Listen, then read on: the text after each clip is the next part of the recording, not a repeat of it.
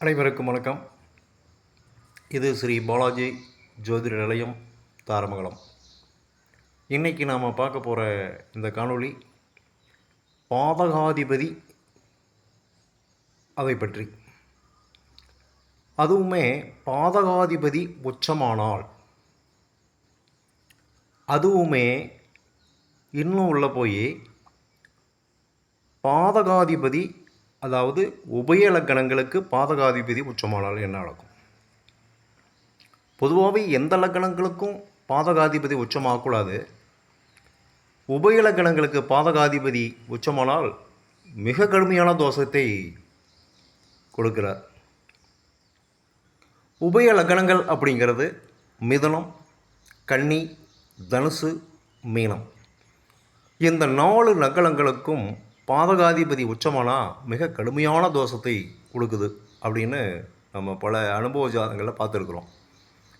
இப்போ உதாரணத்துக்கு மிதுன லக்கணம் எடுத்துங்களேன். மிதுன லக்கணத்தினுடைய பாதகாதிபதி குரு.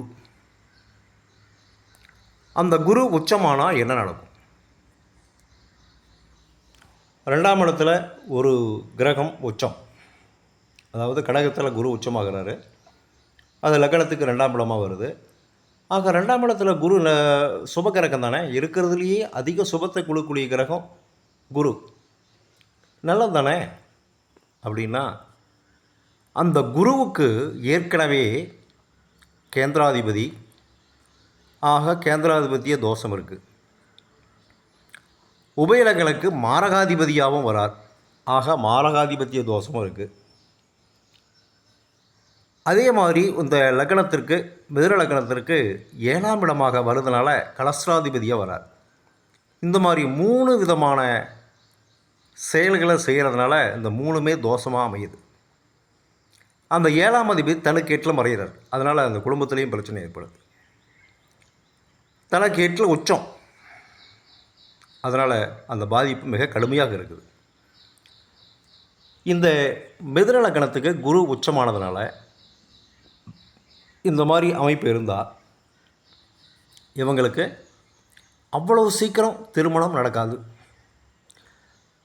திருமணம் நடந்த பிறகு இல்வாழ்க்கையில் பயங்கரமான பிரச்சனைகள் நடக்கும், டைவர்ஸ் ஆகும், மறு திருமணம் ஏற்படும். இந்த மாதிரி அமைப்பெல்லாம் இருக்கும். 2ஆம் இடத்துல குரு உச்சம் பொருளாதாரத்தில் மிகச்சிறந்த உயர்வை கொடுக்கும், கல்வியை கொடுக்கும், செல்வத்தை கொடுக்கும், சொத்து பத்து வாங்க சொல்லும். ஆனால் திருமணம் அப்படின்னு வரும்போது அந்த இடத்தினுடைய 7ஆம் இடத்தினுடைய அந்த காரகம் மிக கடுமையாக பாதிக்கப்படுது. நம்ம பார்த்துட்ருக்கோம். ஆக மிதுன லக்னத்திற்கு 7ஆம் அதிபதியாக 10ஆம் அதிபதியாக வரக்கூடிய குரு உச்சம் பெற்றதுனால பாருங்கள், 7ஆம் இடத்துக்கு 8ல் மறைகிறார், 10ஆம் இடத்துக்கு 5ஆம் இடத்துக்கு வரார். 10ஆம் இடத்துக்கு 5ஆம் இடம். ஆக தொழில் சிறப்பாக இருக்கும், ஆனால் இல்வாழ்க்கை மிக கடுமையாக பாதிக்கப்படும். இது பல ஜாதகங்களில் நம்ம பார்த்துருக்குறோம். ஆக இந்த உபயலக்கணங்களுக்கு பாதகாதிபதி உச்சம் அடையக்கூடாது. அடுத்தது இன்னொரு உபயலக்கணம் கன்னி எடுத்துக்கலாம். கன்னிக்கும் குரு தான்.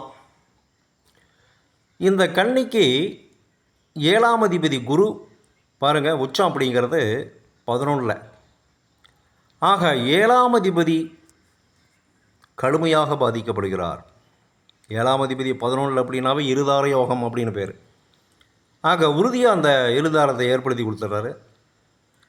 அது மட்டும் இல்லை, அந்த 2வது தாரமும் நிற்குமா அப்படிங்கிறத மற்ற கிரகங்கள்லாம் வச்சு, மற்ற இடத்தையெல்லாம் வச்சு தான் பார்க்க வேண்டியதாக இருக்குது.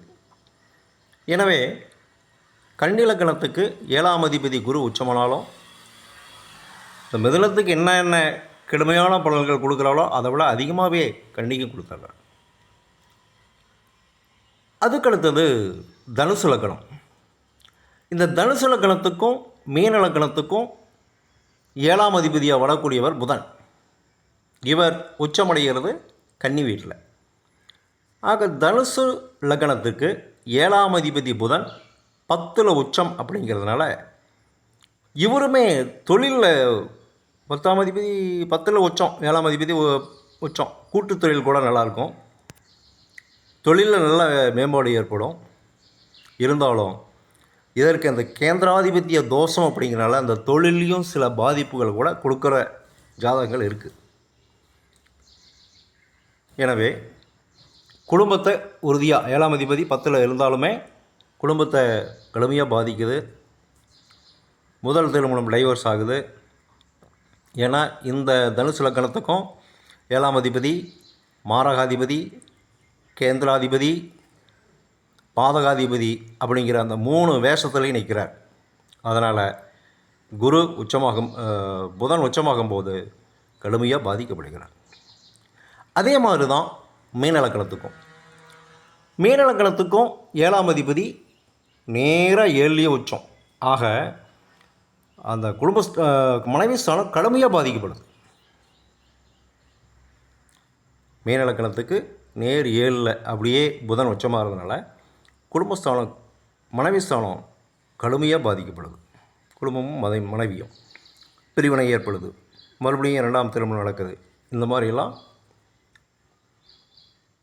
நம்ம அனுபவத்தில் நிறையா பார்த்துருக்குறோம். எனவே உபய லக்கணங்களுக்கு பாதகாதிபதியாக வரக்கூடிய கிரகங்கள் உச்சம் பெறுவது அவ்வளவு சிறப்பை தருவது இல்லை. தொழிலில், பொருளாதாரத்தில், படிப்பில் நல்ல முன்னேற்றம் கொடுத்தாலும் இல்வாழ்க்கையில் கடுமையான பாதிப்புகளை கொடுக்குது அப்படிங்கிறது நம்ம தெளிவாக அனுபவபூர்வமாக பார்த்துருக்குறோம். மீண்டும் ஒரு காணொலியில் சந்திக்கிறேன். நன்றி, வணக்கம்.